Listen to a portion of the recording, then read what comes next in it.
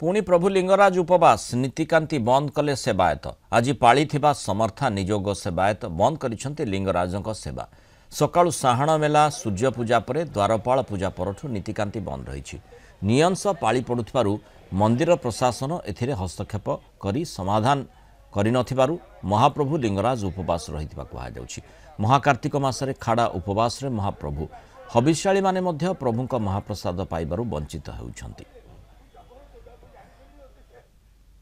नाहांती समर्थ सेवायत जोथिपाई सेवा व्याहत होइछि जोथिपाई महाप्रभु आज उपवास रहउछन्ते कथा होछि लिंगराज महाप्रभुंकर जोटी लिंगराज को नीतिकांति सबु किछि विभ्राट होइछि जोटी समर्थ सेवायत माने आज सेवा जोगाइबा कथा से जगह सेवा जोगा जाई पारेने जोथिपाई महाप्रभुंक पाखरे आज रोषशाला रे रोषई होइनी आ प्रभु निजे उपवास रहउछन्ति। खाली जे महाप्रभु लिंगराज उपवास रहउछन्ति ताहा नुहे ता सहित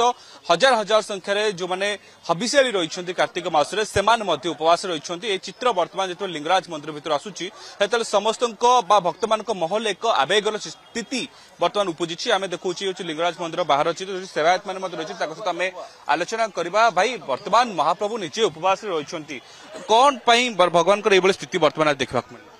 आज्ञा देखो आज जो सेवा पूजा बर्तमान बंद हो पड़ी 9टा 9:30 रु जो बंद हो पड़ी सका 9:30 10टा भर सेवा पूजा बंद हो पड़ी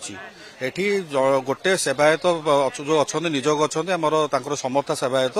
जन परिवार सी नियंस अच्छा परिवार कहीं नहांती जदि कहीं नहांती निजोगर तो सेक्रेटरी प्रेसिडेंट सब अच्छा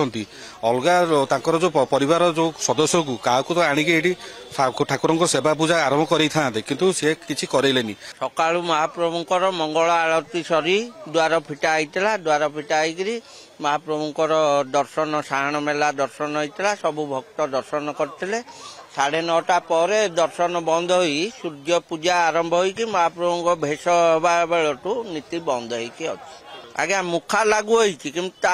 नीति आउ कि संपूर्ण होनी कहीं दायी किए रही आज्ञा मुख्य दायी हूँ प्रशासन सेकेंड हूँ जार नियंस होता पाली से आगुरी तो पाली चलती ना ये वर्षेक नियंस होनी एटा प्रशासन आख्या देवा कथा किंतु प्रशासन शोईकी अच्छी। भगवान ताले आज टोटाल दिन तमाम उपवास रहे राति भी भगवान पाखे भोग लगी पारबनी उपवास रहे जहाँ पूजा पर्वणी हम सब काली ही करा आज्ञा भारी दुखर विषय एपरी परिस्थिति बारंबार घटुची किंतु प्रशासन तार कौन आक्षेप नौनी कि राज्य सरकार भी कौन मंदिर प्रति ध्यान दौना। हबिष्याळी माने महाकार्तिक मासरे महाप्रभु को महाप्रसाद पाइबे सेतिकी प्रशासन आम अनुरोध करूँ केमती सब ठीक ठाक से करेंगे। केवल लिंगराज उपवास रहिबा प्रभुकर उपवास रहिबा भक्त समाज को बा सेवायत समाज को दुखित करछि ताहा नुहे जो माने हबिष्याळी रहिछन्ति कार्तिक मासरे हबिष करूछन्ति सेमानकु मध्य आज उपवास रहिबा बेले स्थिति उपजिबाक पड़छि जोथि पई सबु महल्ले वर्तमान उद्वेग प्रकाश पाइछि। भुवनेश्वर कैमरा पर्सन पीयूष को सह स्तुति रंजन प्रधान कलिंग टीवी।